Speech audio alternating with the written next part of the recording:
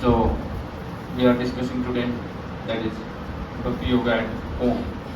घर में रह के भक्ति योग का कैसे पालन किया जा सकता है, क्योंकि बहुत बार लोग आते तो है, देखो दो तरीका होता है, एक होता है शास्त्र को समझना और एक होता है उसका प्रैक्टिकल एप्लीकेशन। बहुत बार लोग शास्त्र को सिर्फ पढ़ते रहते हैं लेकिन प्रैक्टिकल एप्लीकेशन कुछ नहीं करते। अपने जीवन में कैसे उतार दिया जा सकता है उसके ऊपर कोई वर्कआउट नहीं करते।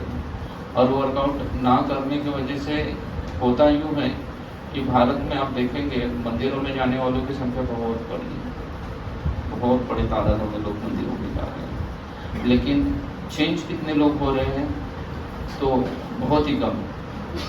मतलब अगर 1 लाख लोग मंदिर में चले जाते हैं ना, तो उसमें से कोई एक व्यक्ति चेंज कर देता है या अपने जीवन में भक्ति को उतारने का प्रयास करता है। क्योंकि प्रायः तो लोग भगवान के पास चले जाते हैं अपने जीवन की समस्याएं लेकर, और वो सोचते हैं कि अगर समस्या यहाँ नहीं बदली है तो किसी और के पास जाके मैं वही समस्या कर जाऊँगा। ये इस तरीके से है कि किसी बच्चे को अगर कम मार्क्स मिलते हैं एग्जाम में तो वो सोचता है कि मैं क्या करता हूँ, ये कम मार्क्स मिल रहे हैं ना, ये स्कूल में पढ़ के तो मैं स्कूल बदल देता हूँ। दूसरे स्कूल में जाके भी कम मार्क्स मिल गए तो अलग ट्यूशन वाले के पास जाऊँगा, वहाँ पे भी जाके कम मार्क्स अगर आ रहे हैं तो और टीचर बदलूंगा। अच्छी बात है टीचर बदल रहा है तो, लेकिन ये सब टीचर बदलने से भी बहुत महत्वपूर्ण उसके लिए होता है कि वो अपना स्वभाव बदले और पढ़ाई करना चालू करे। अगर जब तक वो पढ़ाई नहीं करेगा तब तक वो 1000 भी टीचर बदलता रहे, उसके मार्क्स में इम्प्रूवमेंट नहीं होने वाला, कुछ नहीं होगा। लेकिन अगर उसने अपना स्वभाव बदल दिया और पढ़ाई करना शुरू कर दिया तो उसका स्वभाव बदल देता है। लोग आते हैं कि भगवान के सामने जाके कुछ ना कुछ एक बड़ा लिस्ट पढ़ेंगे, अपना एक बड़ा लिस्ट होता है ना। आरती अभी वैसे ही लिखी जाती है, सुख संपत्ति धरा कष्ट मिटे तंत्रा ओम जय जगदीश अष्ट सिद्धि नवनिधि के दाता, ऐसे हनुमान जी के बारे में कहा जाएगा। तो ये क्या है, सिर्फ अपना किराना दुकान पे जाते हैं ना, तरकारी में जाते हैं 2 किलो टमाटो 1 किलो आलू 2 किलो बैंगन ऐसा लेके चले जाते हैं। तो उस तरीके से सोचते हैं कि भगवान के पास भी आके क्या करेंगे, ऐसी चीज़ों का डिमांड करेंगे और भगवान दे देंगे। ऐसी चीज़ें हम मांगेंगे भगवान दे देंगे, ऐसा नहीं होता है बहुत कम मात्रा में होगा ऐसा। प्रैक्टिकली अध्यात्म में हमारे जीवन में बदलाव लाने के लिए, वो बदलाव फाइनेंशियली नहीं है। फाइनेंशियली बदलाव के लिए अध्यात्म की आवश्यकता नहीं है। बदलाव जीवन में लेके आना है वो हमारे स्वभाव में लेके आना है, हमारी सोच में लेके आना है, हमारे गुणों में लेके आना है। उसके लिए अध्यात्म की आवश्यकता है, वो ऐसे नहीं बदलाव आ जाएगा। तो इसलिए जितना हम आध्यात्मिक ज्ञान को सीखेंगे उसके साथ साथ उसका प्रैक्टिकल एप्लीकेशन भी होना क्या है, बहुत ज़रूरी है। अगर प्रैक्टिकल एप्लीकेशन उसका नहीं करेंगे तो फिर भगवद गीता अर्जुन को तो सुनाई जरूर, हम भी सुन लेंगे। भारत में बहुत लोग हैं जो भगवद गीता को पढ़ते हैं। भारत में कुछ कल्चरल सिटीज़ हैं, जैसे मैंने काफ़ी बम्बई में तो नहीं देखा है, लेकिन पूना में, नासिक में, महाराष्ट्र की सिटी है नासिक, वहाँ पे ऐसे कई सारे माताओं के आपको ग्रुप दिखेंगे जो शाम के समय में अपने मोहल्ले के, अपने एरिया के किसी तो मंदिर में जाके बैठेंगे और पूरा भगवद गीता रिसाइट कर देंगे। बड़े बड़े ग्रुप है ऐसे, पूरा 700 श्लोक उनको कंठस्थ है। बूढ़ी औरत 70-75 साल की भी रहेगी, उसको 700 श्लोक कंठस्थ रहेंगे। कब से कर रही है वो? 15 साल की थी तब से। अगर वो उसी शहर में है तो बम्बई नासिक जैसे कुछ कल्चरल शहर है, कोल्हापुर में भी ऐसे ग्रुप आए जाते हैं। पूरा भगवद गीता 700 श्लोक कंठस्थ है। अच्छा, लेकिन उसमें से एक श्लोक भी उन्होंने अपने जीवन में उतारा नहीं, प्रैक्टिकल एप्लीकेशन नहीं किया उसने, और फिर नहीं किया तो फिर परेशानी या वहीं फिर वही है ना। फिर परेशानी वहीं पर वही रहती है। इसलिए आप अगर श्री संप्रदाय में या साउथ इंडिया में जाएंगे तो साउथ इंडिया में बहुत बार आपको लोग, बहुत सारे मंदिर हैं, उन मंदिरों का जो टेक केयर है वो ऐसा उनके खानदानी होता है, लिनेज में हो रहा है। पिताजी पुजारी थे, फिर वो भी पुजारी है, फिर उसका बेटा भी पुजारी है, ऐसे होगा। हर एक ऐसा पुजारी बनते चले जाएंगे, ये पुजारी है, वो पुजारी है, वो भी पुजारी है, ऐसे रहेंगे। लेकिन ऐसे रहने के बावजूद भी अगर आप उनसे कोई चर्चा करोगे ना, थोड़ी मैंने तो बहुत सारे लोगों की चर्चा की, तो वो ऐसा बोलेंगे कि जो हमारा बड़ा बेटा एकदम होशियार था, बहुत इंटेलेक्चुअल था, कहाँ पे वो, बोले उसको अमेरिका भेज दिया। वो भी ना कहीं तो डैलस में बैठ के, सिल्वर में बैठ के कहीं ना कहीं क्या कर रहा है, जॉब कर रहा है। और छोटा बड़ा भोला भाला है तो उसको पुजारी बना दिया, वहां रख दिया उसको। हालांकि आध्यात्मिक ज्ञान जो है वो इंटेलेक्चुअल लोगों का कार्य है। It should be discuss with in the intellectual people, उनके बीच में इसको डिस्कस करना चाहिए। लेकिन ये डिस्कशन किसको चल रहा है, लोग सोचते हैं कि जिनको कुछ काम धंधा नहीं है वो क्या करेंगे, आध्यात्म को देखेंगे। बहुत बार लोग ये सोचते हैं कि आध्यात्मिक ज्ञान मतलब रोज आप जैसे लोगों के लिए बना हुआ है, जो दिन भर क्या बैठे हैं मंदिर में रह के ना हरे कृष्ण करते रहे, उनके लिए भगवत गीता पढ़ेंगे। हम लोग तो गृहस्थ है, प्रैक्टिकली कहाँ अप्लाई करेंगे, कैसे भगवत गीता को समझेंगे कि उसको प्रैक्टिकली अप्लाई भी किया जा सकता है। तो आप देखेंगे अर्जुन जो है ना वो गृहस्थ थे, जिसको भगवत गीता का फर्स्ट नॉलेज दिया गया वो कौन है, सन्यासी है, वानप्रस्थ है, कुछ है वो। अर्जुन कौन है, गृहस्थ है। अर्जुन का अपना परिवार है। हाँ, अर्जुन की टोटल कितनी पत्नियां थी, हाँ 4 पत्नियां थी। सुभद्रा, द्रौपदी को छोड़ के अन्य 3 पत्नियां, ऐसे मिला के कुल 4 पत्नियां थी। तो अर्जुन की 4 पत्नियां हैं। तो अर्जुन क्या है, गृहस्थ है। अर्जुन कोई सन्यासी आदि नहीं है, अर्जुन गृहस्थ है। और वो गृहस्थ होके भी क्या कर रहा है, उसने ये भगवत गीता किसको सुनाई, भगवान ने गृहस्थ को सुनाई। तो आप लोगों के लिए है। आप अगर देखेंगे समस्त भागवतम, आपने पढ़ा नहीं होगा, मैंने तो पढ़ा कई बार भागवतम, पूरा भागवतम अगर आप पढ़ के देखोगे तो उसमें, या आपने पढ़ा भी नहीं होगा लेकिन आपने कुछ भी आध्यात्मिक कथाएं अगर सुनी है ना, तो आप ऐसा ही सुनोगे कि एक राजा था, वो ऐसा करता था, फिर उसको भगवान प्राप्ति हो गई, फिर उसका मूड चेंज हो गया, ऐसे ही सुनी होंगी मेजोरिटी कथा में। कोई तो राजा आएगा ना, या कोई तो ब्राह्मण आएगा, तो कोई ब्राह्मण था जो गरीब था, जिसके परिवार में इतने सारे लोग थे, बच्चे थे, ऐसे ही सब मिलेंगे। मतलब आध्यात्म में किसके लिए बताया गया है, गृहस्थों के लिए बोला गया है।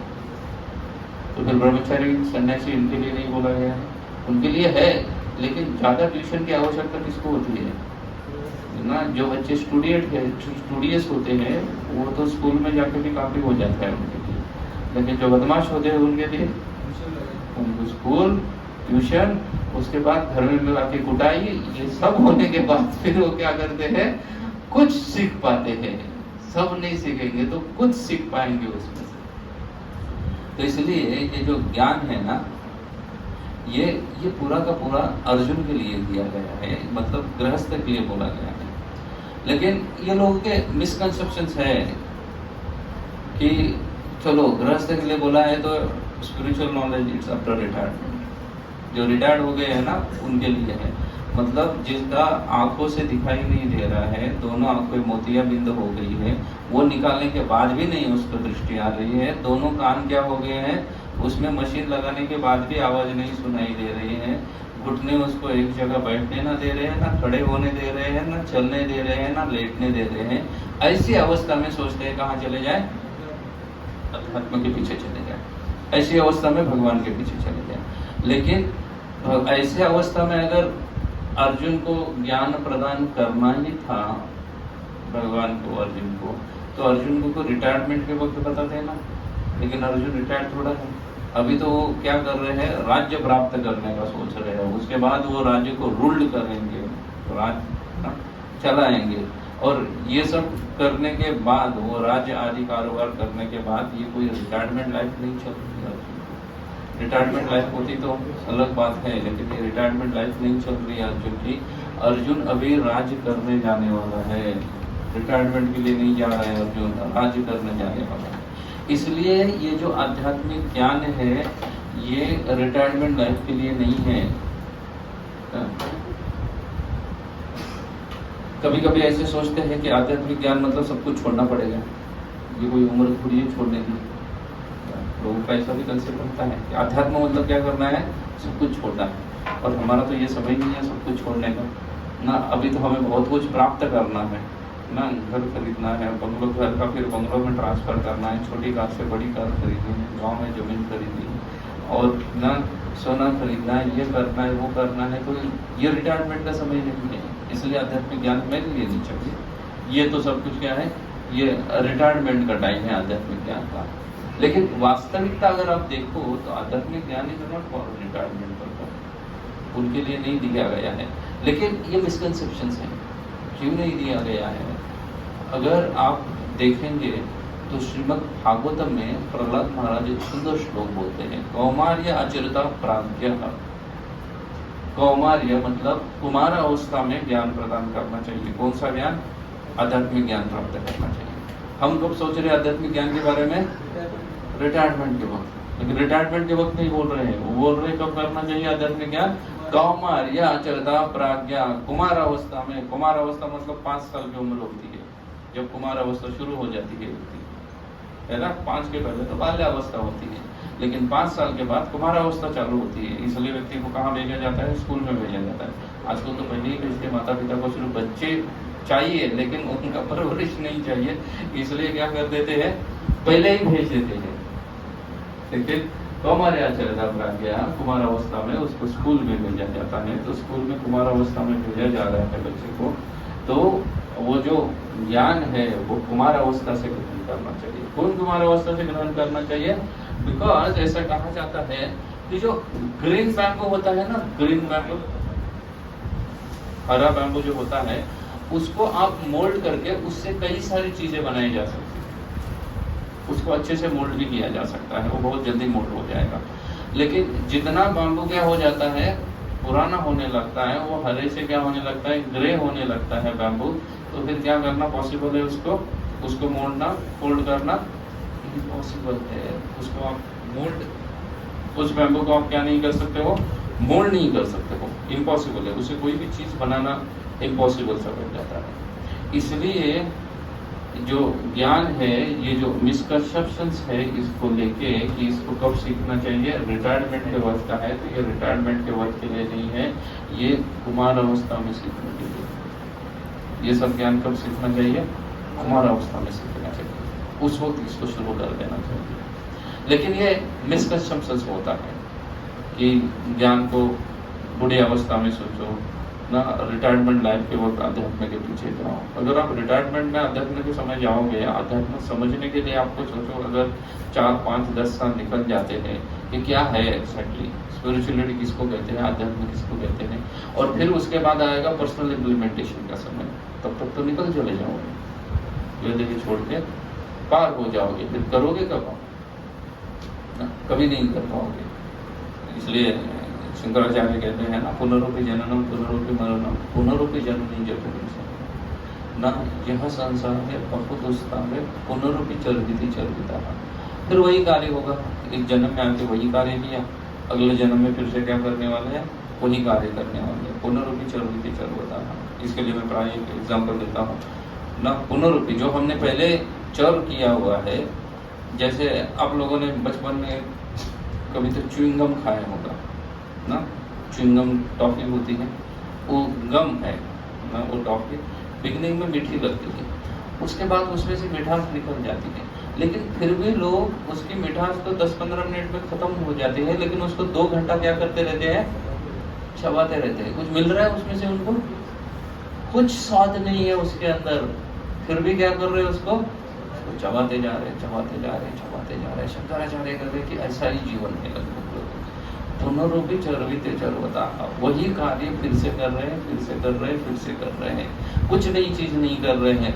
बचपन जन्म लिया, बचपन में स्कूल में चले गए, स्कूल से थोड़ा कुछ पढ़ के कॉलेज में चले गए, कॉलेज में और कुछ थोड़ा पढ़ लिए, उसके बाद जॉब ढूंढने लगे, जॉब लग गया तो सुबह निकल गया जॉब के लिए 9 बजे, रात को 9 बजे रिटर्न आएगा। 2-3 साल जॉब करने के बाद माता पिता ने क्या कर दिया, उसका शादी कर दिया।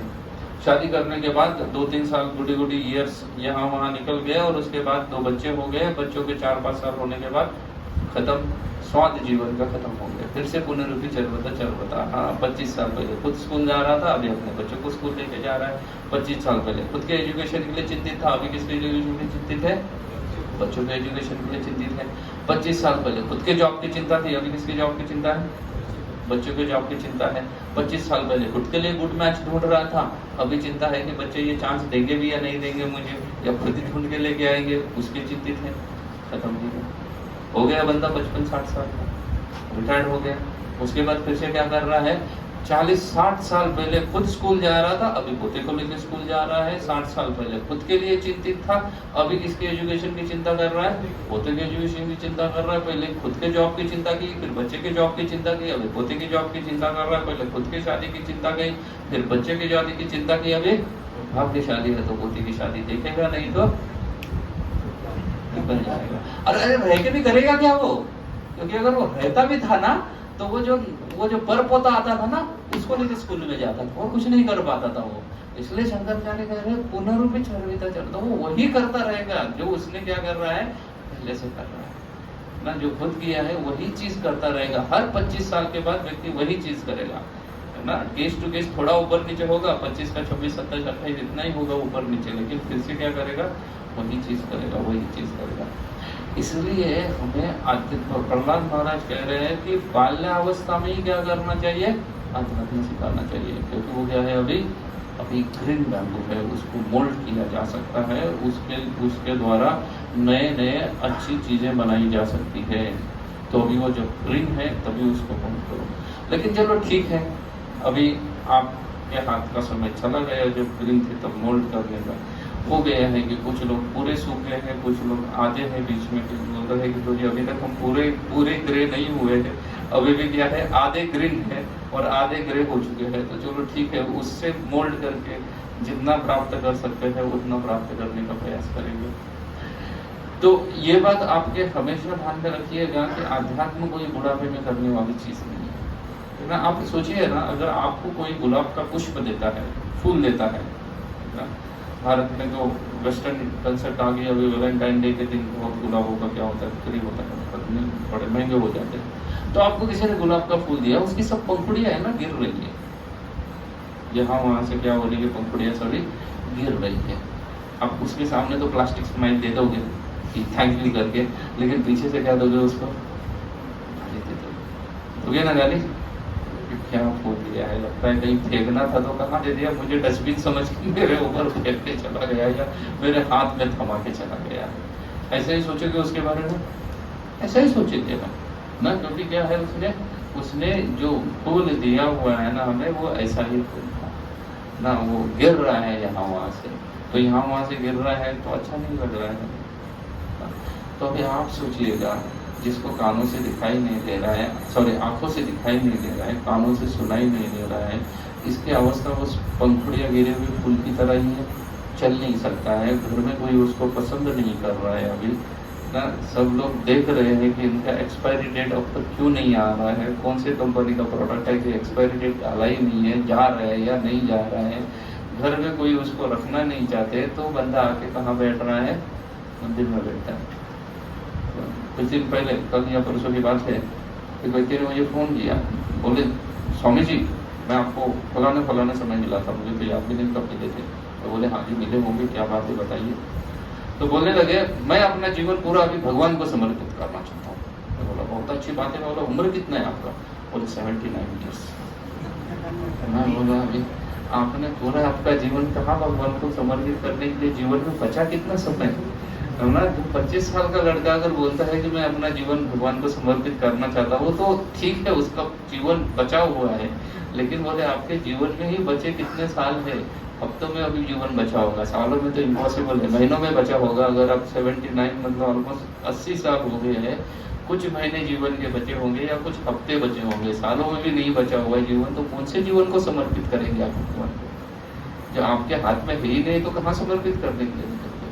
तो लोगों का ये इसका सबसे समय पहले उससे बाहर होना चाहिए। जब तक हम ये ऐसी धारणाओं से जब तक बाहर नहीं आएंगे ना, तब तक हम भक्ति ठीक से नहीं कर पाएंगे। कुछ लोगों की ऐसी धारणा रहती है कि चलो ठीक है भक्ति तो करनी है, लेकिन ज़्यादा नहीं करनी है, हमें कितनी करनी है, थोड़ी सी करनी है। तो बहुत सारे लोग मुझे मिलते हैं, बोलते हैं हम आपके मंदिर में हमेशा आते हैं। तो बोला लास्ट टाइम कब आए थे? बोला जन्माष्टमी में। अच्छा नेक्स्ट कब? आपने नेक्स्ट जन्माष्टमी आएंगे। रेगुलर अच्छा रेगुलेशन आपने मेंटेन किया है ना, फ्रीक्वेंसी आपकी अच्छी है और मेंटेन है कि आप एटलीस्ट हर जन्माष्टमी आ रहे हो।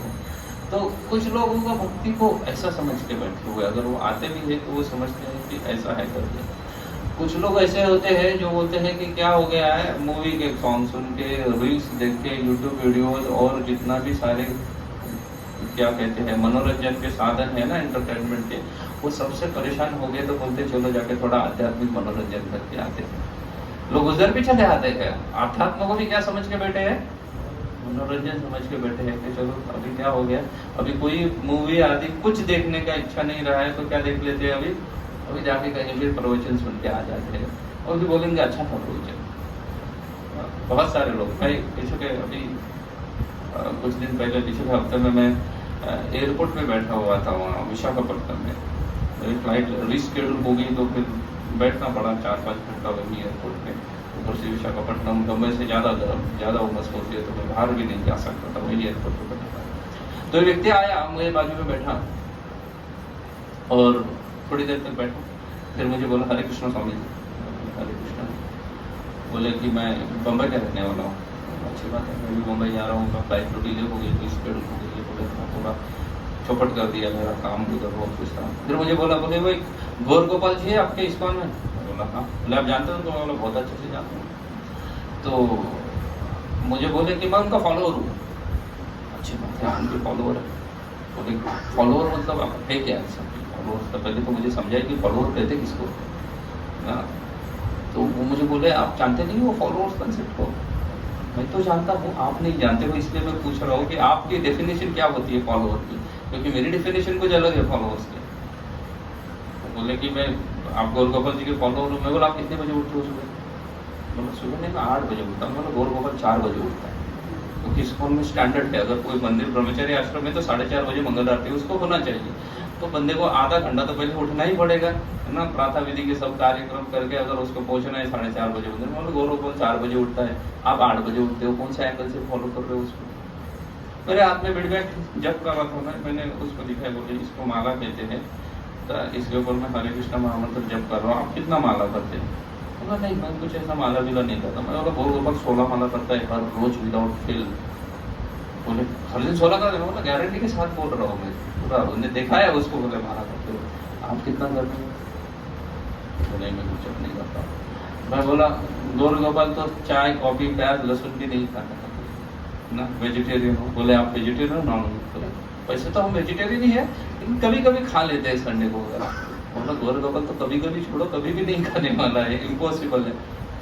फिर मैंने उसको पूछा फिर आप क्या फॉलो कर रहे हो उसको? अगर आप उसके फॉलोअर हो, मैं जो भी कुछ बता रहा हूँ उसके बारे में, मैं उसको काफी नजदीक से देखा हूँ, मैं जो भी कुछ उनके बारे में बोल रहा हूँ आप कुछ भी नहीं बोल रहे हो, आप ये नहीं कर रहे। मैं बोला चलो ठीक है, भगवत गीता पढ़ते हो? बोला वो भी नहीं पढ़ता हूँ। मैं बोला गौर गोपाल वो भी करता है, तो फिर कौन सा एंगल से आप फॉलोअर हो उसके? उसके पास कोई आंसर नहीं था कि वो कौन सा एंगल से फॉलो करता है।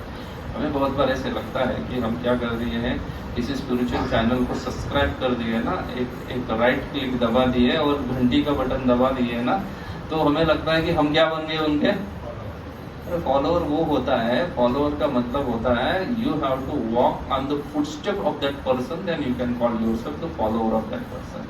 अगर हम किसी के पदचिन्हों के ऊपर चलते हैं ना, तो हम बोल सकते हैं कि हम उनके क्या है, फॉलोअर है, अनुयायी है, हम उनके पदचिन्हों के ऊपर चलते हैं। लेकिन जब तक पदचिन्हों के ऊपर नहीं चलते तो कौन सा एंगल से फॉलोअर हो गए? कोई एंगल नहीं बैठ रहा है।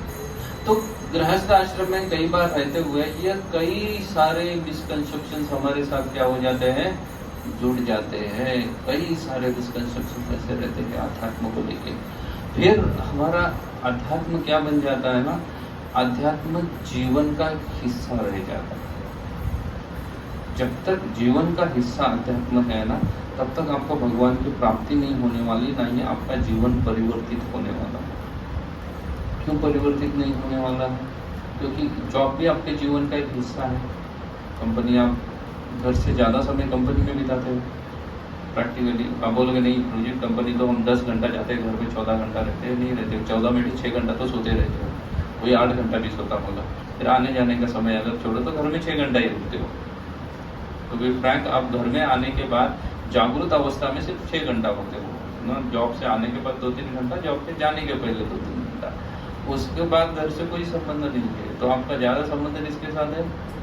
ऑफिस के साथ। तो ऑफिस आपके जीवन का क्या है? हिस्सा है। तो जीवन का हिस्सा है ऑफिस। लेकिन उसके बावजूद भी आप ऑफिस की तरह जीवन नहीं जीते हो, नहीं जीते हो। ऑफिस के हिसाब से जीवन नहीं जीते हो। आपका जीवन अलग है, आपका प्रोफेशन अलग है, उसके हिसाब से नहीं जीते हो। आपके अलग अलग, अगर कोई पुलिस में है, आर्मी में है, बड़ा ऑफिसर भी क्यों ना हो, वो अपनी वर्दी जो है ना, वो दिन के 24 में से कम 15 घंटा वो वर्दी में रहता है ना, मिनिमम। आर्मी वाला वगैरह तो और ज़्यादा समय, क्योंकि उसका सिविल ड्रेस और आर्मी ड्रेस कोई फर्क नहीं, उसको 24/7 वो वर्दी में ही रहेगा। लेकिन उसके बावजूद भी वो नहीं बोल सकता कि आर्मी की या जो भी डिफेंस मिनिस्ट्री है वो उसके जीवन का हिस्सा है, जीवन नहीं बना है उसका। आध्यात्म जब तक हमारा जीवन नहीं बनता है ना, तब तक भगवान नहीं प्राप्त होती। अध्यात्म को जीवन का हिस्सा बना के रखोगे तो इट्स जस्ट अ पार्ट, छोटा सा सेक्शन है। कई सारी चीजें आप जीवन में कर रहे हो, उसमें से एक चीज क्या कर रहे हो? अध्यात्म भी कर रहे हो। समझ रहे हैं आप लोग? कई सारी चीजें मैं कर रहा हूँ जीवन में, उसमें से एक चीज क्या है? अध्यात्म भी है। तो जीवन का क्या बन गया? वो हिस्सा बन गया है। जीवन है क्या? वो नहीं है, क्योंकि मैं ऑफिस भी चला जाता हूँ, सत्संग भी चला जाता हूँ, अन्य कार्य भी करता हूँ, तो एक जीवन का हिस्सा है। जीवन है नहीं है। और आप देखिएगा, जब तक कोई चीज आपका जीवन नहीं बनती ना, तब तक आपको उसमें यश प्राप्त नहीं होता। जैसे बच्चे जो होते हैं ना, बच्चे, शिक्षा उनके जीवन का हिस्सा नहीं होता, उनका जीवन ही होता है। और सुबह उठने से लेकर सोने तक एक ही काम उसके लिए लगा हुआ है। वो क्या है?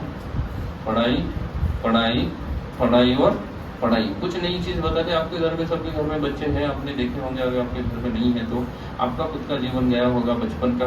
क्या था जीवन भर में? जो भी 10-15 साल थे उसमें क्या था?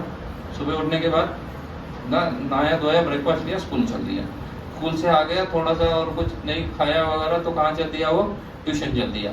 वहां से आके थोड़ा चिल्ला पुकार घर में नहीं किया तो उसको बिठाया जाता है जबरदस्ती। क्या करेगा? तो बैठ के पढ़ाई करेगा। उसको छुट्टियां लगेगी तो भी उसको होमवर्क दिया जाएगा, वही चीजें उससे करवा के दी जाएगी। करवा के ली जाती है, नहीं जाती है? 10-15 साल तक उसका जीवन रहता है, शिक्षा जीवन का हिस्सा नहीं रहता है। जॉब आपके जीवन नहीं है, जीवन का हिस्सा है। क्योंकि आप रिटर्न आ गए जॉब से तो कुछ सोचते नहीं है कंपनी के बारे में। फिर किसके बारे में सोचते हो? आपके परिवार के बारे में सोचते हो। परिवार आपका जीवन है। आप जॉब में रह के परिवार के बारे में सोचोगे? आप बैठे रहोगे आपकी कंपनी में, जहाँ पे भी जो भी कार्य आप कर रहे हो, वो कार्य करते वक्त आपके माइंड में क्या चल रहा होगा?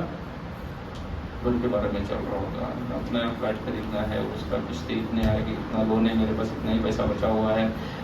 या जो बूढ़े हो गए हैं तो वो अपने बच्चों के बारे में सोच रहे होंगे कि इसको क्या पढ़ाऊँ, कुछ समझ नहीं रहा है, नालायक बड़ा हो गया, लेकिन अब तक अपनी रिस्पॉन्सिबिलिटी नहीं समझ रहा है। कहाँ बैठ के सोच रहा है ये? ऑफिस में बैठ के सोच रहे हैं, बराबर ना? अच्छा, घर में आने के बाद ये सोच रहा है ये ना, कितना बकवास बॉस है, हमेशा चिल्लाता रहता है, ये करता है, नहीं सोच रहा है। वो घर में आके भी क्या सोच रहा है? वही सोच रहा है कि ये नालायक है, नहीं समझ रहा है, कितनी बार समझाओ इसको, इतना बड़ा हो गया। ऑफिस में भी वही सोच रहा है, घर में भी आके वो क्या हो रहा है? वही सोच रहा है। सोने के लिए जाने के पहले पत्नी के साथ चर्चा किसके बारे में कर रहा है? उसी के बारे में कि नालायक अब तक सुधरा नहीं है, क्या किया उसने दिन भर में, ये किया नहीं किया, वही चल रहा है उसके जीवन में। प्रैक्टिकलिटी है ये। अभी ये चीज उसके जीवन का हिस्सा है, जीवन है उसका जीवन में। ऑफिस में भी वही सोच रहा था, घर में भी वही सोच रहा है। सोएगा तो सपने में भी उसको वही दिखेगा कि लड़का फेल हो गया घर के बारे में। पर लड़का कराटे मारेगा और पिता यहाँ से पसीने से उड़ जाएगा, पूरा डरा हो कि क्या हो गया ये करके ना, कैसे फेल हो गया बच्चा। है प्रैक्टिकलिटी। तो जीवन का हिस्सा क्या है उसका ना, उसका परिवार उसके जीवन का हिस्सा है, भले वो कंपनी को 16 घंटा भी क्यों ना दे रहा हो। प्रैक्टिकलिटी है, कहीं पे भी क्यों ना गया वो कंपनी के लिए अमेरिका जाए, यूरोप जाए, कहीं पे भी जाए, लेकिन सोच किसके बारे में रहा है, यहाँ के बारे में रह रहा है। फिल्म में काम करने वाले जो कलाकार रहते हैं वो पर्दे के ऊपर फिल्म जो क्या कहते हैं फैमिली ड्रामास मूवी रहती है, वो एज इट इज उसकी नकल करते हैं कि मानो वो उनका खुद का परिवार है, करते हैं ना। लेकिन वो नकल करते वक्त भी सोच किसके बारे में रहे हैं, घर के बारे में सोच रहा है कि सुबह झगड़ा करके आया था, अभी शाम को फिर से जाऊंगा तो क्या चला जाएगा, सुबह रामायण और शाम को महाभारत हो सकता है घर में जाने को। जबकि वो एक्टिंग कैसे कर रहा है, एज इट इज कर रहा है मानो उसका परिवार है तब। लेकिन वो एक्टिंग करने के बाद भी उसके जीवन का हिस्सा है, वो जीवन नहीं है, क्योंकि उसका जीवन जो उसके माइंड में चल रहा है ना वो उसका जीवन है। वैसे ही अध्यात्म हमारा जीवन जब तक नहीं बनता है ना तब तक भगवान की प्राप्ति नहीं होती। जीवन बनना चाहिए अध्यात्म, चाहे आप ऑफिस में रहो, घर में रहो, कहीं पे भी रहो। इसलिए आप देखिए अर्जुन ने जो कार्य कर रहे थे भगवत गीता सुनाने के बाद, उन्होंने युद्ध नहीं किया, किया युद्ध या नहीं, सब कुछ कार्य वो कर रहे थे।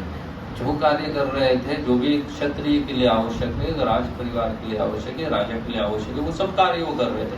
पांडव ये सभी कार्य वो कर रहे थे, लेकिन फिर भी उनका अध्यात्म क्या है, जीवन है। क्योंकि वो हर कार्य करते वक्त सिर्फ एक ही चीज को ध्यान रख रहे थे कि उस कार्य से कृष्ण प्रसन्न होने चाहिए।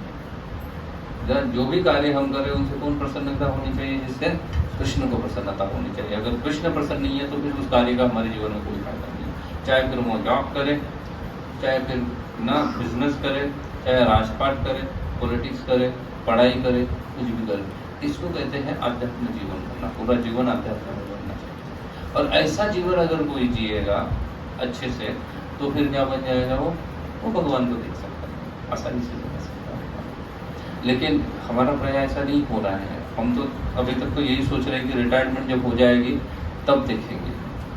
तो ऐसा जो अध्यात्म है ना, उसका ज्ञान जो है वो गुरु से प्राप्त होता है। भगवद गीता में भगवान कहते हैं 14 अध्याय के दूसरे द्वितीय श्लोक में, एवं परंपरा प्राप्त न विवम राधेर्ष विदु सहकार्य महतायो को नष्ट करता। ये ज्ञान कहाँ से आता है, परंपरा से आना चाहिए।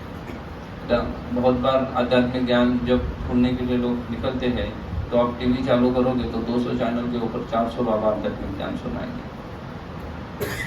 बड़ी बड़ी कथाएं चलेगी, बहुत सारी चीज चलेगी। और आप प्राय देखोगे ना कथाओं में वही लोग बैठने वाले आपको मिलेंगे। आप लोग उस फील्ड में नहीं हो तो आपने अनुभव नहीं किया है। मैंने खुद अनुभव किया है कि अगर मुरारी बाबू आएंगे, उनकी कथा कहीं चल रही है ना कारगर में, तो जाके देखो कौन बैठा हुआ है उसमें।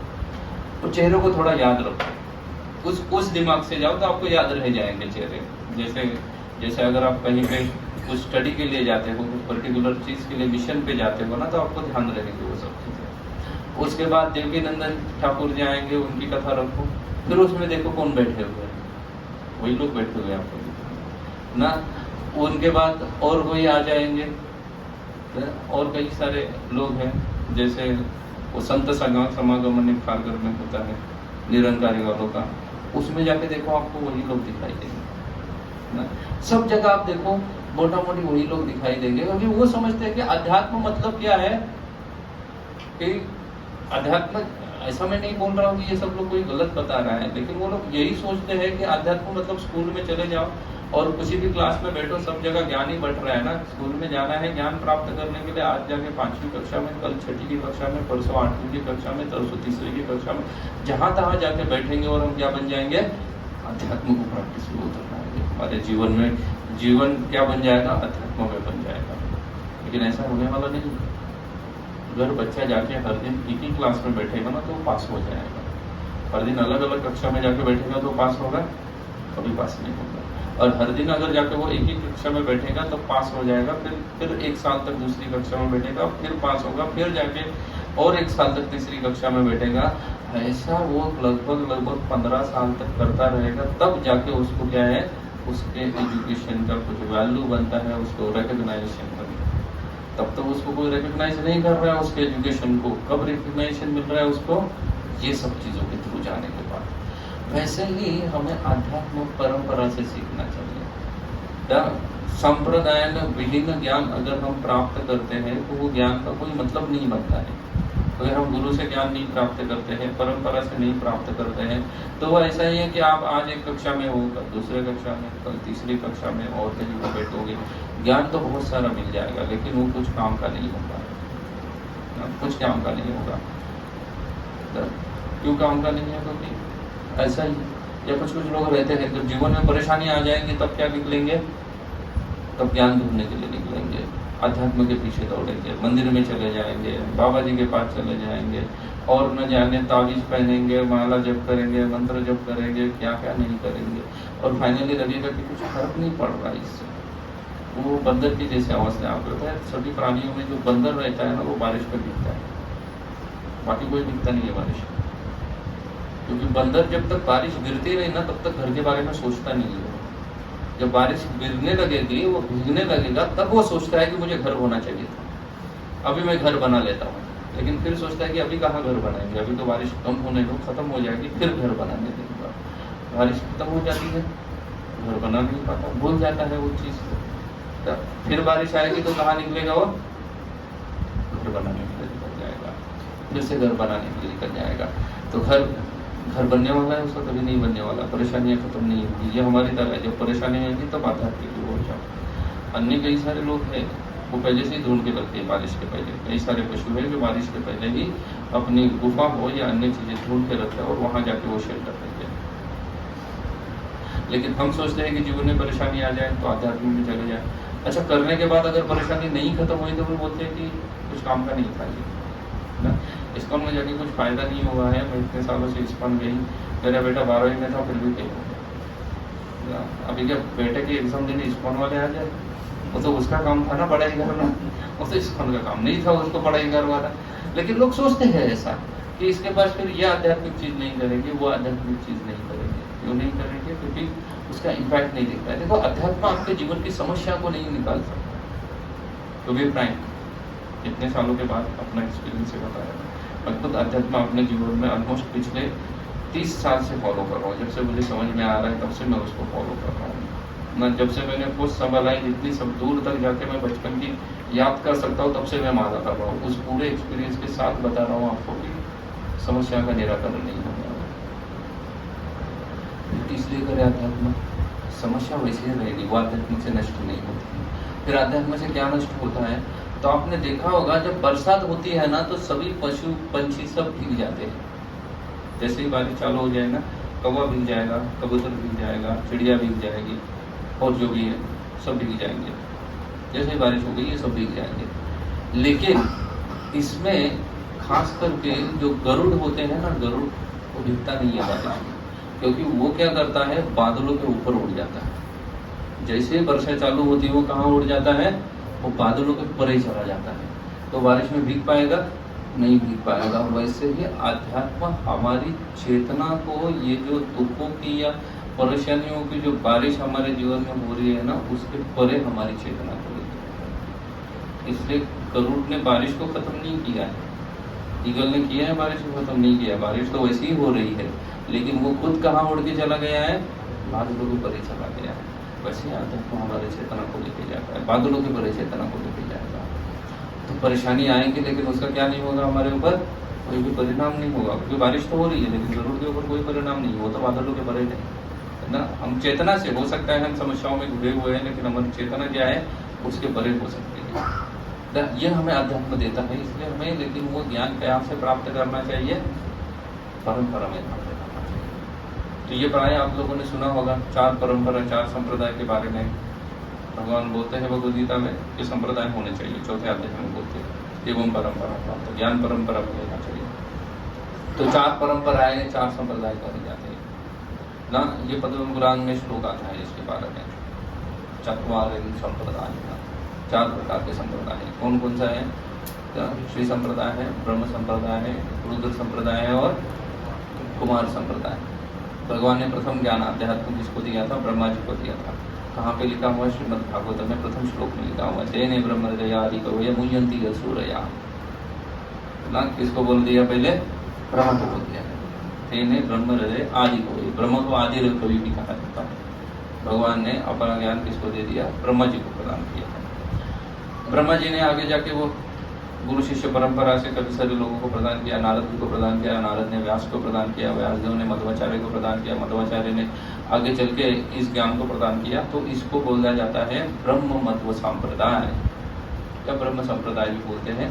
उसके कलयुग के आचार्य है मध्वाचार्य, मिडल में मध्वाचार्य जो कलयुग आचार्य है। किनके? ब्रह्म संप्रदाय के कलयुग के प्रतिष्ठित आचार्य है, स्थापित आचार्य है कलयुग में मध्वाचार्य, इसलिए उसको ब्रह्म मध्व संप्रदाय कहा जाता है। इस्कॉन जो है ये ब्रह्म मध्व संप्रदाय में आता है। इस्कॉन कहाँ पे आता है? ब्रह्म मध्व संप्रदाय में आता है। मतलब हम बोनाफाइड स्कूल है, हम अनबोनाफाइड, ऐसे ही फेक यूनिवर्सिटी नहीं है। हम जो ज्ञान प्रदान कर रहे हो कहाँ से है? बोनाफाइड है, हम ब्रह्म मध्व संप्रदाय से आते हैं। फिर लक्ष्मी जी को प्रदान किया, लक्ष्मी जी ने वो आगे जाके कई सारे लोगों को प्रदान किया और फाइनली वो रामानुजाचार्य और आगे वैसे ही बढ़ा। उसको श्री संप्रदाय कहा जाता है।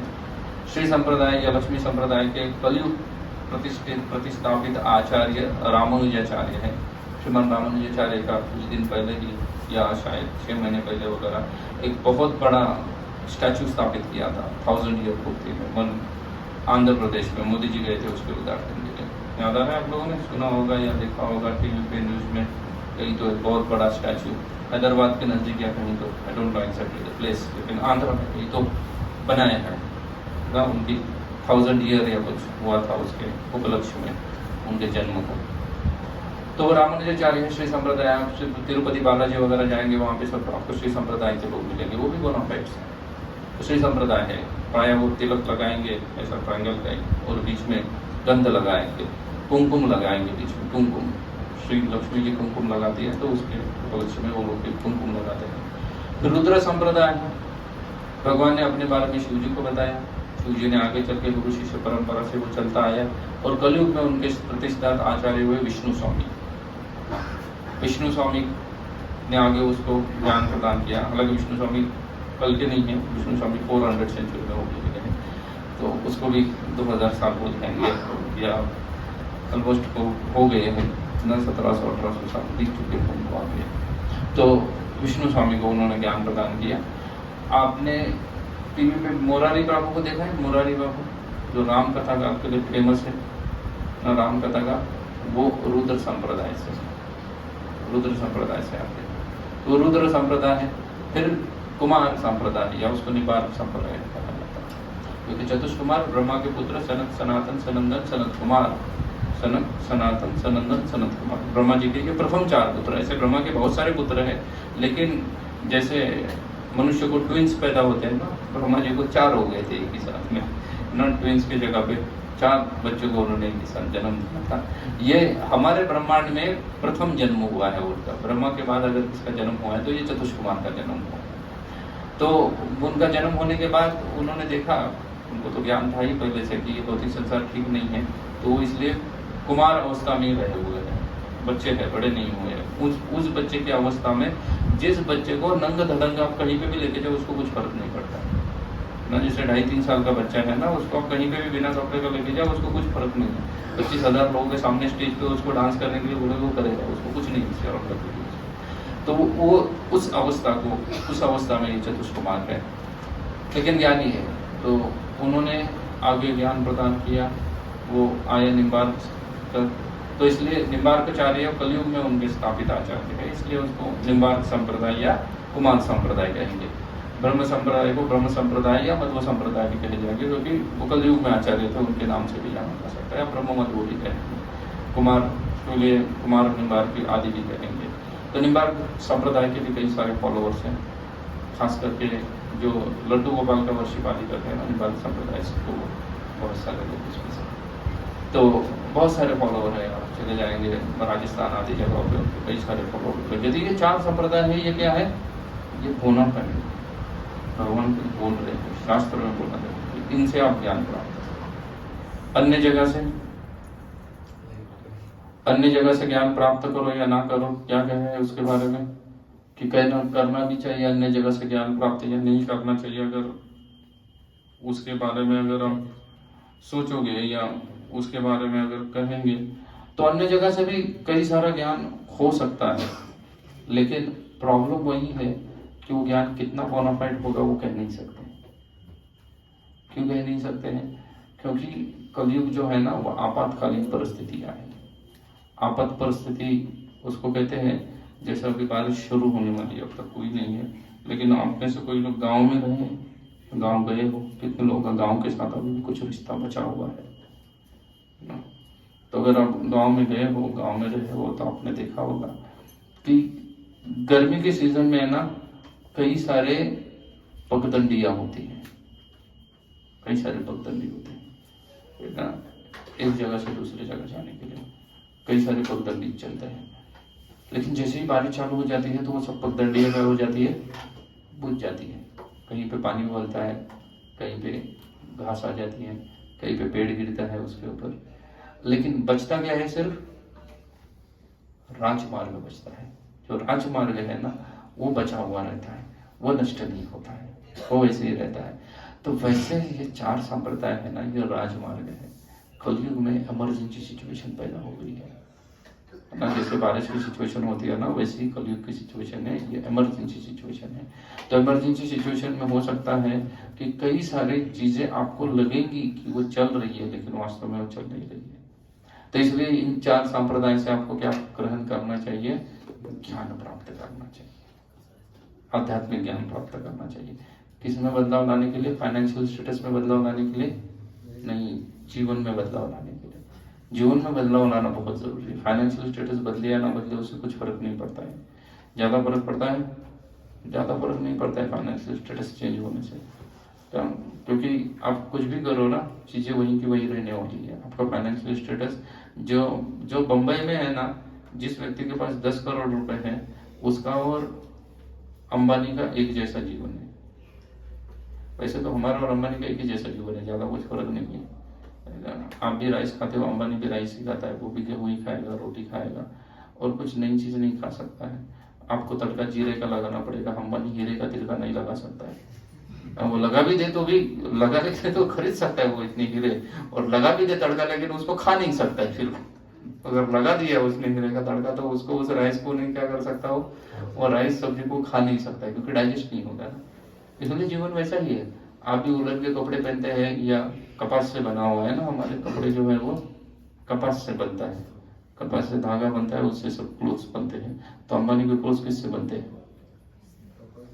हाँ, कपास से ही बन रहे हैं ना। हो सकता है उसके बटन जो है हमारे प्लास्टिक के बटन होंगे, उसमें सोने की बटन लगवा देगा, बस उतना ही फर्क पड़ेगा। और कुछ ज्यादा फर्क पड़ने वाला है? कुछ फर्क नहीं पड़ने वाला है। वही राइस दाल सब्जी वही खाना पड़ेगा। हम स्टील की प्लेट में खा रहे हैं, वो सोने की प्लेट में खा रहा होगा, उतना ही फर्क पड़ेगा। आप घर में चटाई पे बैठ के नीचे बैठ के खाओगे, वो क्या कर रहा है, कुर्सी पे बैठ के खाएगा। 5,000 की कुर्सी खरीदेगा, लेकिन खाएगा राइस ही वो। कुर्सी बदल सकती है, उसकी प्लेट बदल सकती है ना, सोने की वो प्लेट खरीद लेगा 10 लाख की 20 लाख की, लेकिन खाएगा क्या उसके अंदर? राइस खाएगा। खाएगा क्या, करेगा क्या उसका? अरे अंबानी छोड़ो, वो अंबानी तो भारत का है, वो तो इसलिए वो राइस ही खाएगा। ये उन वेस्टर्न वाले भी क्या खाएंगे, है ना, ब्रेड खाएंगे, गेहूं ही खा रहे हो, खाली फॉर्म चेंज कर दिया बस ना। हम गेहूं की रोटी बनाते हो, उसका ब्रेड बना दिए बस, बाकी खाएंगे तो वही है। इसलिए जीवन में, भौतिक जीवन में आप कितना भी प्रयास करो, कुछ ज्यादा परिवर्तन नहीं होने वाला है। कुछ ज्यादा परिवर्तन होने वाला है? कुछ परिवर्तन नहीं होने वाला है।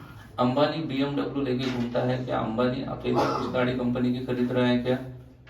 नहीं खरीद रहा है। भारत में कई सारे लोगों के पास BMW की गाड़ी हो सकती है, मर्सिडीज की गाड़ी हो सकती है, रोल्स रॉयल की हो सकती है, कई सारे लोगों के पास है या नहीं? कई सारे लोगों के पास है ना। ज्यादा से ज्यादा उसने क्या किया होगा, मॉडिफाई किया होगा, हैंडल सोने के लगा सकता है, आपके स्टील के होंगे गाड़ी को, उसने सोने के ऊपर लगा दिए। इतना ही परिवर्तन कर सकता है, उससे ज्यादा कुछ परिवर्तन नहीं कर सकता है ना। ऐसी कोई कंपनी नहीं उसने एस्टेब्लिश की कि जिसके लिए, जिसमें सिर्फ उसके लिए गाड़ी बनाई जाएगी, अन्य किसी के लिए गाड़ी नहीं बनेगी। ऐसा कुछ किया है उसने? कर ही नहीं सकता। ऐसा किया तो बिहाइंड द बार होगा, क्योंकि वो मुगलों के समय में ऐसा होता था कि किसी ने कोई बिल्डिंग बना दी तो उसके बाद में उसके हाथ काट दो करके, नई बिल्डिंग नहीं बना सकता वो ना। बिल्डिंग मतलब जो भी उनके महल या किले बनाए हुए, ताजमहल बनाए, उनके हाथ काट दिए, अगर अंबानी का क्या है वो एंटिलिया समथिंग, एंटिलिया से निर्मित करने वाले मजदूरों के अगर वो हाथ काटता था तो उसको फांसी हो जाती थी उसके बदले में कि उसने ऐसा किया करके। तो मजदूर और कहीं काम कर ही रहे होंगे ना, उसको तो बेचारे को अपना पेट पाल रहा है तो कहीं तो कुछ तो कर ही रहा होगा। तो कुछ बड़ा चीज नहीं बदलती है, लेकिन अगर बदलती है, अगर आपकी चेतना बदलती है, आपके जीवन में बहुत बड़ा बदलाव आता है। और वो अध्यात्म से होगा। पहले आपकी चेतना बदलेगी, वो चेतना बदलने से आपका पूरा जीवन बदल जाएगा, आपका जीवन कृष्ण में हो जाएगा। और उसका परिणाम स्वरूप क्या होगा? इसका परिणाम ये होगा कि जीवन के अंत में या जीवन के बाद आपको मोक्ष प्राप्त हो सकता है।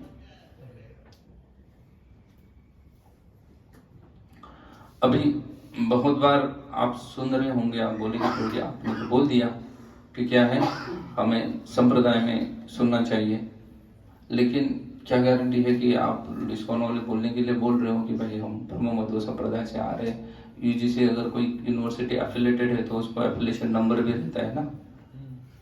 यूनिवर्सिटी किससे एफिलेटेड होती है पता है या नहीं? आप लोग गए या नहीं गए? कॉलेज में गए है ना? आपका कॉलेज यूनिवर्सिटी से एफिलेटेड होता है, और यूनिवर्सिटी को किसने परमिशन दी होती है? UGC grant commission, university grant commission जो होता है, यूजीसी कहते हैं उसको, वो परमिशन देता है। अगर यूनिवर्सिटी ग्रांट कमीशन की परमिशन नहीं है तो फिर वो प्राइवेट यूनिवर्सिटी हो या पब्लिक यूनिवर्सिटी हो, कोई भी हो, तो उसको क्या कहा जाएगा? फेक काउंट किया जाएगा, उसका एजुकेशन ऑथराइज नहीं होता है। तो उनके अपने अपने कुछ नंबर रहते हैं, कुछ तो नंबर रहेगा, एफिलिएशन नंबर दिया हुआ। आप बोलेंगे कि प्रो जी इस्कॉन का दिखाओ कोई एफिलिएशन नंबर, सर्टिफिकेट बनाई मध्वाचार्य ने आपको ना 800 साल पहले, और इस्कॉन को दे दी कि भाई आप एफिलेटेड हो करके आप संप्रदाय में आ रहे हो, आप ब्रह्म संप्रदाय में हो। या बोले आपने भी बोलने के लिए चुका दिया ऐसे, हम तो रिसर्च करने के लिए जाने वाले नहीं है, फिर से ढूंढने के लिए ना, कौन जाएगा व्यासदेव को पूछने के लिए कि ये इस्कॉन आपके परंपरा में ठीक से चल रहा है क्या नहीं चल रहा है। तो उसका बोनिफिकेशन कहां से प्राप्त करोगे? क्योंकि हम प्रैक्टिकल एप्लीकेशन देख रहे हैं, अध्यात्म के प्रैक्टिकल एप्लीकेशन देख रहे हैं जीवन में। बोनाफाइड है या नहीं है कोई चीज, वो पता चल जाती है कि वहां से ज्ञान प्राप्त करने के बाद कितने लोगों के हृदय परिवर्तन हुआ है। अगर किसी का हृदय परिवर्तन नहीं होता है तो वो एक सिंपली पुण्य कर्म बन के रह जाता है। पुण्य कर्म में संसार में बहुत सारे लोग करते हैं, करते नहीं करते? करते हैं ना। गुटखा खिलाने वाले हार्ट हॉस्पिटल भी खोलते हैं, पता है आपको ना? बहुत सारे बड़े बड़े क्या है, कैंसर अस्पताल खोले हुए हैं लोगों ने, बहुत बड़े बड़े कैंसर अस्पताल है। और दूसरी तरफ वो क्या कर रहा है? गुटखा खिला रहा है। ये रियलिटी है ना। पुणे में, जैसे पुणे में एक बहुत बड़ा मानिकचंद कैंसर हॉस्पिटल है, और भारत में कैंसर गुटखा लेके कौन आया? मानिकचंद जी गुटखा लेके आया, और उसने क्या खोल दिया मतलब वो लूटने का छोड़ नहीं रहा है। बोले पहले गुटखा खरीद लो हमसे ना, उतने में आपका से धन लूट के हम संतुष्ट नहीं हुए तो आपको कैंसर बनने के बाद फिर से हमारे ही अस्पताल में आ जाओ ना, वहां पे भी आपके जेब को हम काटेंगे। तो कैंसर अस्पताल खोल रहे हैं लोग। तो पुण्य कर्म किया नहीं किया उसने? कैंसर अस्पताल खोल के तो पुण्य कर्म किया। तो फिर पुण्य कर्म कर रहे हैं तो हृदय परिवर्तन होना चाहिए था, लेकिन हृदय परिवर्तन हुआ क्या? नहीं हुआ, क्योंकि हृदय परिवर्तन होता था तो गुटखा बेचना बंद कर देता था ना वो। लेकिन कर रहा है क्या वैसा काम? नहीं कर रहा है। अगर आप यहाँ से सातारा की ओर निकलेंगे ना, तो पुणे शहर क्रॉस करने के बाद एक कातरज का टनल आएगा, वो टनल से निकले हुए उसके आगे एक टोल बार आएगा, और उसके बाद लेफ्ट हैंड साइड पे केत कावड़े करके गाँव आएगा। वहां पे एक बहुत बड़ा बालाजी का मंदिर है जिसको प्रति बालाजी कहते हैं। कितने लोग गए हैं वहां पे? नारायणपुर के पास है ना, प्रति बालाजी कहते हैं उसको। आपको पता है वो मंदिर किसका है? हाँ, मंदिर तो बड़ा है, बहुत सुंदर मंदिर है बालाजी के लिए। अगर कोई इतना बड़ा मंदिर, आप उसका पूरा कैंपस देखो तो दिख रहा है 100-200 करोड़ रुपए खर्चा किया है करके बनने ना। वहाँ आने जाने वाले को हर किसी को क्या करता है? फ्री में भोजन खिलाता है, और कोई डोनेशन कलेक्ट नहीं करता। वहाँ कोई रिसिप्ट नहीं है, कुछ नहीं है। हम तो मांगते हैं डोनेशन इस पर कि भाई ना प्रचार करना है, थोड़ा सा डोनेशन दे दो, जन्माष्टमी आएगी कुछ डोनेशन करो, आपसे जितना बनता है उतना दान करो करके। वो कुछ दान भी नहीं मांगता है, जितने भी लोग आए उनको सबको फ्री में करवा रहा है, सब पूरा मंदिर में किसी से कोई डोनेशन नहीं मांग के कर रहा है। तो उसका मेंटेनेंस भी तो महीने का 1-2 करोड़ रुपए निकल रहा होगा ना। तो करोड़ रुपए मेंटेनेंस भी कहाँ से जा रहा है? उसके जेब से जा रहा है। लेकिन फिर भी उसका हृदय परिवर्तन हुआ है? नहीं हुआ है। क्यों नहीं हुआ है? आपने वेंकी चिकन करके नाम सुना है? वेंकी चिकन वेंकीज चिकन है, उसका ओनर है वेंकटेश राव। ये वेंकीज चिकन वाले का वो मंदिर है, वो जो बालाजी मंदिर है ना जो बनाया हुआ, वो वेंकीज चिकन वाले का है, जिसका नाम वेंकटेश राव है, जिसके कई सारे पोल्ट्री फार्म है, न जाने कई सारा चिकन हो या उसके रिलेशन में नॉनवेज के बिजनेस में भारत में उसका अपना एक ब्रांड है। यहाँ से कई सारा चीज वो इंपोर्ट एक्सपोर्ट करता रहता है, यहाँ से हिंदुस्तानियों को भी खिला रहा है और अन्य लोगों को भी खिला रहा है। तो और आपको पता नहीं होगा, वो रहता है मॉडल कॉलोनी में, क्योंकि उसके बारे में अच्छे से जानता हूँ, मैं उसके एक बार घर पे भी गया था। पुणे में एक मॉडल कॉलोनी करके जगह है, रिच लोगों का एरिया है, डेफिनेटली वो रिच है तो उन्हीं के एरिया में रहेगा वो। तो मॉडल कॉलोनी में रहता है, वहां से वो उधर जाएगा, उसका बालाजी मंदिर है जहाँ मॉडल कॉलोनी से अगर वो सुबह भी निकलता है विदाउट ट्रैफिक तो भी 1 घंटा लगेगा जाने के लिए मिनिमम, और ट्रैफिक में निकलेगा तो 1.5-2 घंटा लगेगा उसको वहां पहुंचने के लिए। लेकिन उसका शेड्यूल है कि वो सुबह 6 बजे उठेगा, स्नान धान करने के बाद 8 बजे की पूजा के लिए वो पहुंचेगा उस मंदिर में। ना उस मंदिर में पहुंचेगा, बड़े 8 से लेकर 10 बजे तक वो पूजा करेगा वहां बैठ के। और शिव जी का मंदिर है और जितने भी सारे छोटे छोटे सब मंदिरों में सबकी पूजा करेगा 2 घंटे में।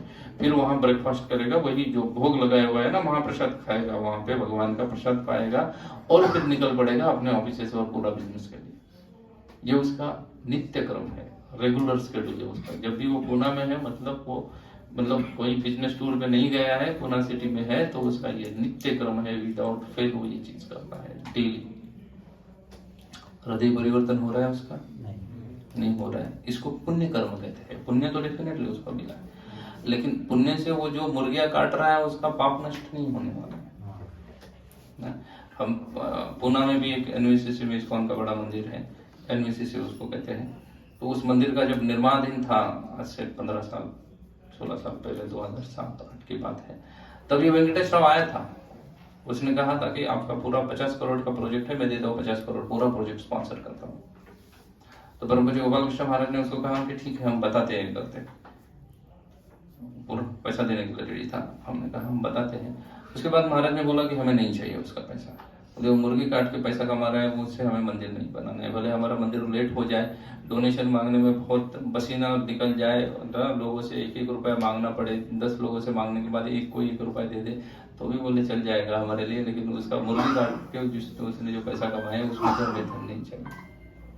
क्योंकि ये दिख रहा है कि उनका क्या नहीं हो रहा है, हृदय परिवर्तन नहीं हो रहा है। और ऐसे तो ये मैंने कुछ एग्जाम्पल बताए आपको, ऐसे कई सारे एग्जाम्पल हो सकते हैं जिसमें लोग कर रहे हैं लेकिन उनका क्या नहीं हो पा रहा है, हृदय परिवर्तन नहीं हो पा रहा है।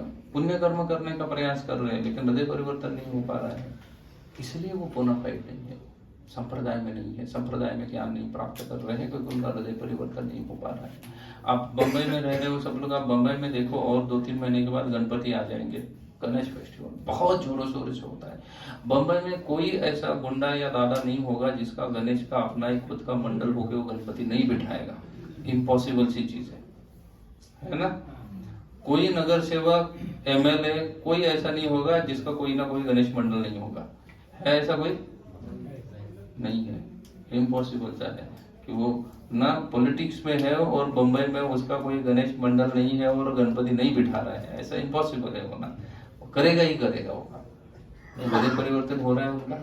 नहीं हो रहा है। तो कोई संप्रदाय अगर कोई क्लेम कर रहा है, इस्कॉन वाले अगर हम क्लेम कर रहे हैं कि हम बोनाफाइड संप्रदाय से भी है, तो उसको जज करने का एक बेस्ट तरीका है, और वो तरीका क्या है, वो बोनाफाइड है या नहीं है उसको जज करने का, कि हृदय परिवर्तन होना चाहिए। लेकिन हमारे इस्कॉन में देखो कई सारे लोगों का हृदय परिवर्तन हो गया, बड़े बड़े बाल से मेरे जैसी हेयर स्टाइल बन गई, बहुत सारे लोगों की बनी है, कई सारे लोगों ने मेरे जैसी हेयर स्टाइल बनाई, धोती कुर्ता पहनते हैं, ऑफिस में जाते हैं तो पैंट शर्ट बनते, मंदिर में आते तो धोती कुर्ता पहन के कर रहे हैं, माला कर रहे हैं, आदि कर रहे हैं। इस्कॉन दे रहे हैं उनको कुछ नहीं दे रहा है, बल्कि उनसे हम धन डोनेशन मांगते हैं, मंदिर चलाना है तो डोनेशन दे दो। लेकिन परिवर्तन हो रहा है ना उनका, हृदय परिवर्तन के बिना तो नहीं कर सकता है व्यक्ति। अच्छा अगर कोई कर भी ले उत्साह में आके तो 2 महीना, 3 महीना, 4 महीना, 6 महीना, उसके बाद तो नहीं कर सकता। लेकिन 20-25 साल से अगर कोई व्यक्ति वही चीज कर रहा है तो वो हृदय परिवर्तन के बिना नहीं कर सकता है, तो उसके लिए उसका हृदय परिवर्तन होना चाहिए। कई सारे प्रभुपाद ने बड़े बड़े बिजनेस बने, उसमें से एक फोर्ड, उसका हृदय परिवर्तन हुआ तभी तो फोर्ड फोर्ड द ब्रांड है अमेरिका में, उसका उनका अपना नाम है उस फैमिली का, लेकिन वो लोग पूरे जीवन भर भक्ति कर रहे हैं।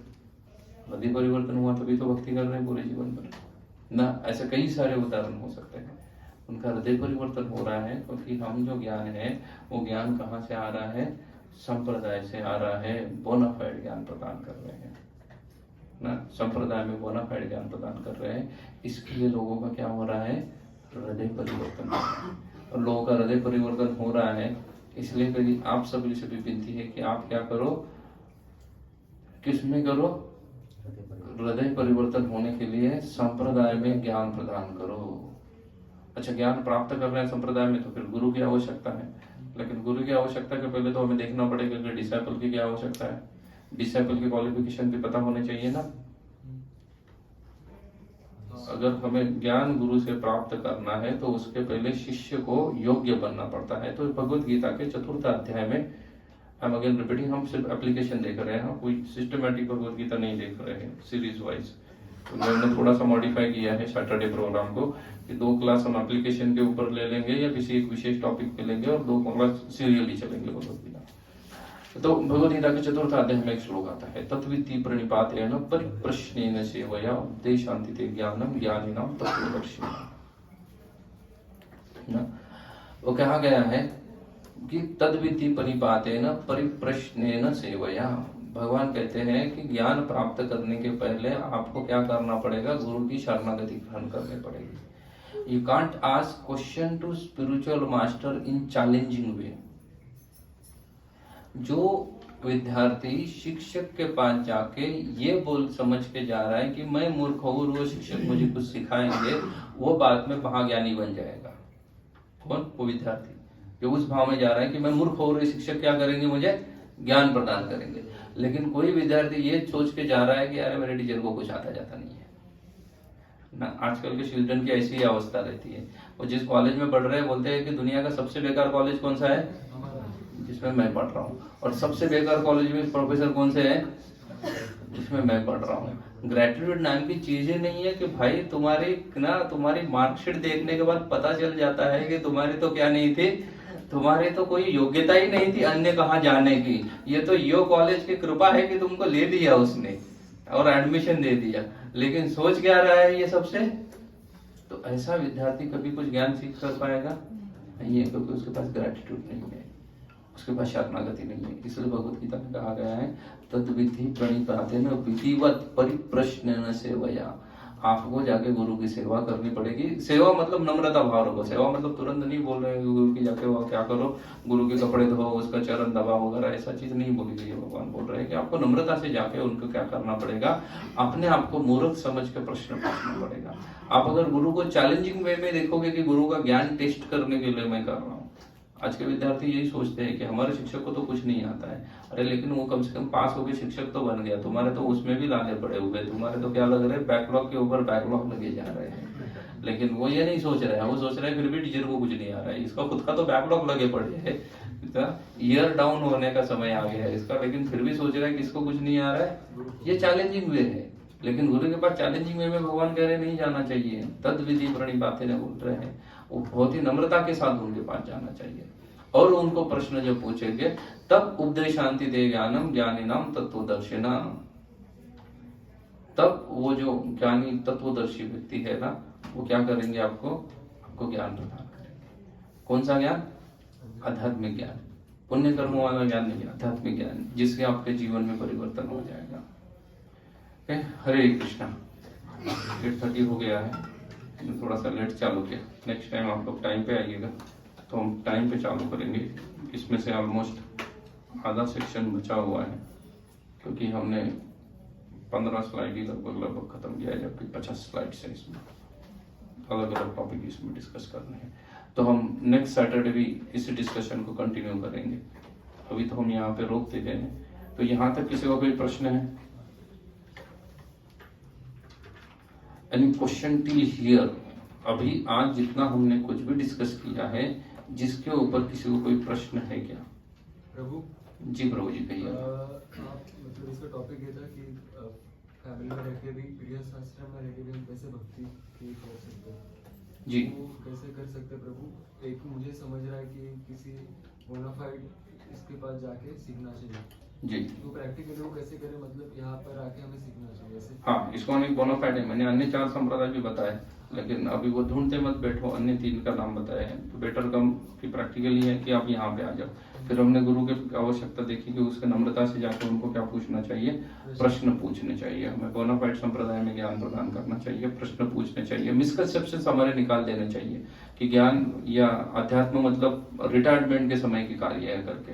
इसके ऊपर हमने बिगिनिंग में चर्चा की 10 मिनट तक ना, कि वो मिसकंसेप्शन हमारे दिमाग से हटाने चाहिए। जो भी ऐसे कुछ मिसकंसेप्शन होंगे कि बूढ़े उम्र में करने वाला काम है, अभी तो ये खेल कूद का समय वगैरह, इसलिए हमने कौमार्य आचार्य तो प्राज्ञा प्रहलाद महाराज को देखा कि वो ऐसा नहीं है, ग्रीन बाम्बू है, हम अभी मोल्ड होना जरूरी है, बाद में मोल्ड नहीं होंगे। तो ये प्रैक्टिकल एप्लीकेशन है। और गृहस्थ है या किसी भी आश्रम में है तो उसके लिए सब प्रैक्टिकल एप्लीकेशन है। और मोर पर्टिकुलरली टच ना शूटिंग टू द गृहस्थ आश्रम जो एप्लीकेशन है वो डेफिनेटली इस पूरे सेमिनार में है।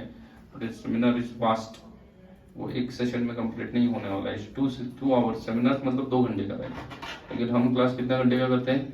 1 घंटे का करते हैं, इसलिए वो टू बी कंटिन्यू होगा नेक्स्ट सेशन में। जहाँ तक हम खत्म किया है ना, उससे आगे अगले सैटरडे हम फिर से कंटिन्यू करेंगे। फिर उसमें बहुत सारी चीजें आएगी, चैरिटी आदि, गृहस्थ को दान देना चाहिए, अन्य कुछ कार्य करना चाहिए, बहुत सारी चीजें, घर में मंदिर बनाना चाहिए, कई सारी चीजें is going to come.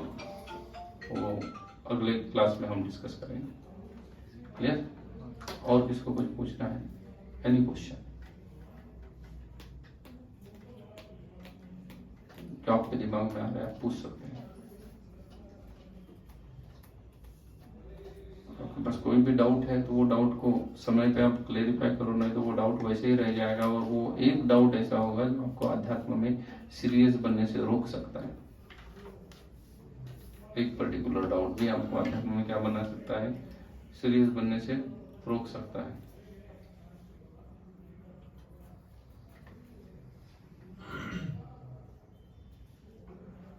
Okay, अगर कोई किसी के पास डाउट नहीं है तो अच्छी बात है। तो आपको अगले सैटरडे 24 तारीख है, 24 तारीख है, तो 24 तारीख को 99.99% क्लास हमारी होगी, इसी समय पे होगी 7 o'clock। और क्लासरूम चेंज हो सकता है ऊपर नीचे, क्लासरूम छोटा हो रहा है ये, तो हम बड़े क्लासरूम में जाएंगे तो आपको व्हाट्सएप पे ऊपर मैसेज आ जाएगा, या मंदिर से कॉल भी आ सकता है किसी का, जो आपको बता देंगे अगर कुछ चेंजेस होता है क्लासरूम में तो। और क्लास तो हमारा रहेगा ही रहेगा, 99.99% क्लास रहेगा, और हम यही डिस्कशन को कंटिन्यू करेंगे। ठीक है? श्री प्रभुपाद की जय।